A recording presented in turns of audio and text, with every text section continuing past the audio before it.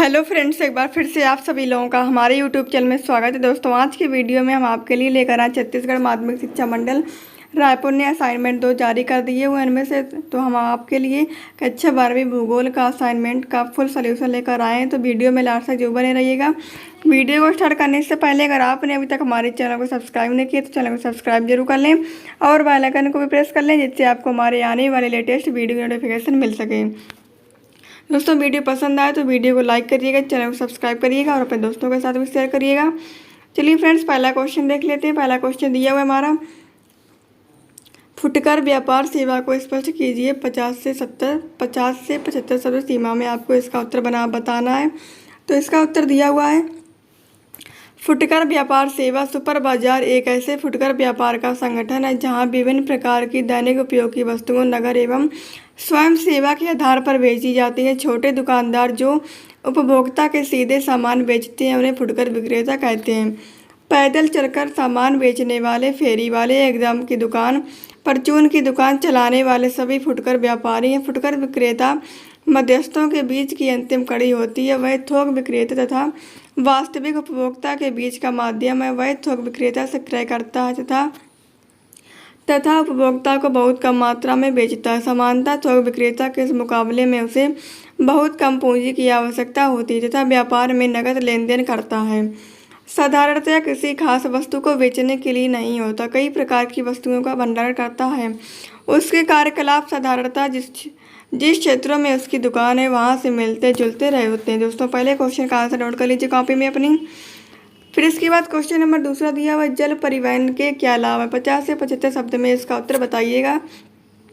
इसका उत्तर दिया हुआ, जल परिवहन। भारतीय जल परिवहन अति प्राचीन भारत की भौगोलिक स्थिति, 3 ओर से समुद्र से घिरा होना एवं विशाल नदियाँ जिनमें साल भर जल का होना ऐसे तत्व हैं जो भारतीय जल परिवहन के इतिहास में साक्षी हैं। जल परिवहन सभी परिवहन में सस्ता साधन है। भारी एवं सस्ते पदार्थों को अधिक मात्रा में ढूंढने के लिए यही एक सर्वोत्तम साधन है। इसके लिए मार्ग निर्माण एवं रख रखाव की आवश्यकता नहीं पड़ती। अधिकांश अंतर्राष्ट्रीय व्यापार इसी माध्यम से होता है।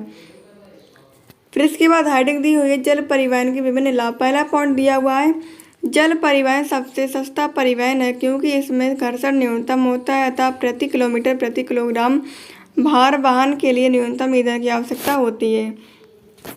दूसरा पॉइंट दिया हुआ, जल परिवहन सामान्य सड़क यातायात का भीड़ भाड़ से मुक्त करता है जिससे कि बढ़ सड़क 8400 जी हाँ, याद कर लीजिए व्हाट्सएप नंबर, क्योंकि अब चाहे आपका मैथ्स का सवाल हो या फिजिक्स केमिस्ट्री बायोलॉजी का, आपके हर डाउट हर क्वेश्चन का मिलेगा तुरंत वीडियो सॉल्यूशन, वो भी सीधा आपके व्हाट्सएप पर। बस अपने फ़ोन पे डाउनलोड का 8400 व्हाट्सएप नंबर सेव कर लीजिए और चार्ट ओपन कीजिए। फिर जो भी आपका डाउट है उस सवाल की आपको बस फ़ोटो खींचनी है, उसे क्रॉप करना है और 5 सेकंड में आपको उसका वीडियो सॉल्यूशन मिल जाएगा। क्लास 6 से 12 IIT JEE NEET CBSE board और सभी स्टेट बोर्ड के बच्चों के लिए। तो देर किस बात की, अभी जाइए और 8400 पर अपना सवाल व्हाट्सएप कीजिए और अपने सभी डाउट्स को आउट कीजिए। लिंक डिस्क्रिप्शन में है। परिवहन में आसानी बनी रहती। तीसरा पॉइंट दिया हुआ, जल परिवहन के द्वारा ऐसे स्थानों पर भी पहुंच पाना संभव होता है जहां कोई एयरपोर्ट नहीं है और रेलवे लाइन भी संभव नहीं है।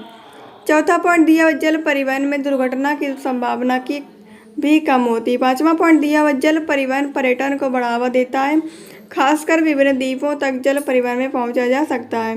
क्वेश्चन नंबर तीसरा दिया हुआ, टिप्पणी लिखिए कोई एक। पार महाद्वीपीय रेल मार्ग पंचम क्रियाकलाप। तो देख लेते हैं। पहला दिया हुआ, कॉन्टिनेंटल, इसका दिया हुआ उत्तर, एक ट्रांसकॉन्टिनेंटल रेल रोड ट्रैकेज का एक संगत नेटवर्क है जो विभिन्न महासागरों या महाद्वीपीय सीमाओं पर टर्मिनलों के साथ एक महाद्वीपीय भूमि द्रव्यमान पार करता है। ऐसे नेटवर्क या तो एक रेलवे के परियों के माध्यम से हो सकते हैं या निरंतर मार्ग के साथ कई रेलवे कंपनियों द्वारा नियंत्रित किए जा सकते हैं। यद्यपि यूरोप रेलवे द्वारा क्रिस किया गया, फिर भी यूरोप के भीतर रेल मार्ग को ऐतिहासिक ओरिएंट एक्सप्रेस के संभावित अपवाद के साथ ट्रांसकॉन्टिनेंटल नहीं माना जाता है। ट्रांसकॉन्टिनेंटल रेल मार्ग महाद्वीपों के अनियमित आंतरिक क्षेत्रों को अन्वेषण और निपटारे के लिए खोलने में मदद की जो अन्यथा व्यवसाय नहीं होंगे। कई मामलों में उन्होंने क्रॉस कंट्री यात्री और माल ढुलाई परिवहन नेटवर्क की रीढ़ की हड्डी माना जाता है।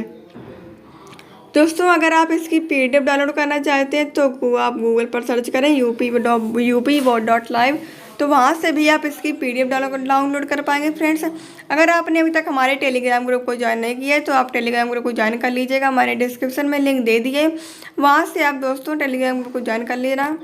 फिर इसके बाद दिया हुआ दूसरा पॉइंट पंचम क्रियाकलाप, इसमें दिया हुआ है पंचम क्रियाकलाप आर्थिक क्रियाकलापों के पद सोपान के सर्वोच्च स्तर पर बैठे यह कर्मी सर्वाधिक महत्वपूर्ण निर्णय लेने और नीतियों के निर्माण का कार्य करते हैं।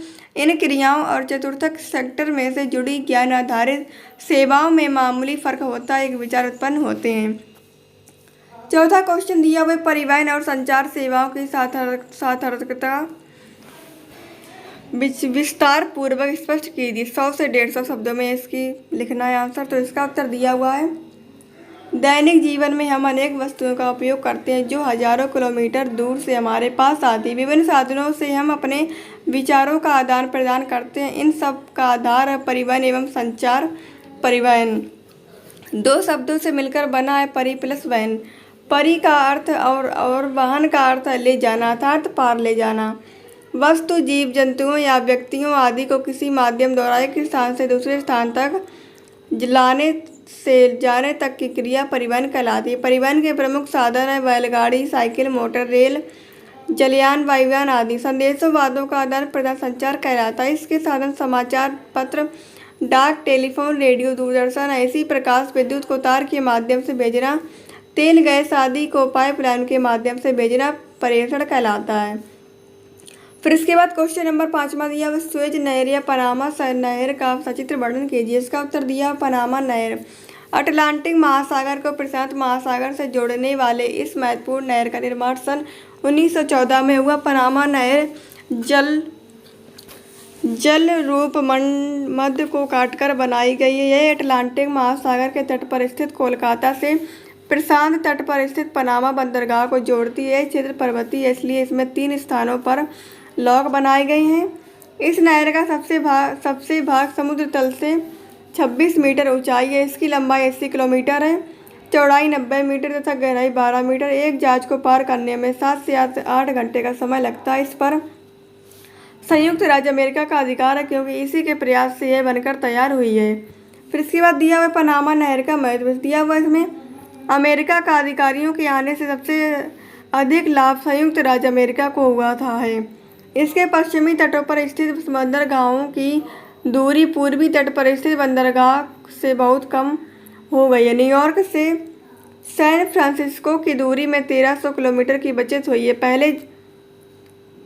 पहले जहाज़ों को दक्षिणी अमेरिका के पूर्वी भागों से पश्चिमी भागों में जाने के लिए पहाड़ों से होकर जाना पड़ता था। अब सभी जहाज सीधे पनामा नहर से होकर जाते हैं। नहर द्वारा होने वाले व्यापार इस नहर के निर्माण से संयुक्त राज्य अमेरिका के पूर्वी एवं पश्चिमी तट की दूरी कम हो गई है, जिससे इनके मध्य व्यापार में अत्यधिक वृद्धि हुई है। पूर्वी संयुक्त राज्य अमेरिका से विविध प्रकार की निर्मित सामग्री, खाद्य पदार्थ एवं कोयला जाते हैं तथा पश्चिमी संयुक्त राज्य अमेरिका से लकड़ी, कागज आदि।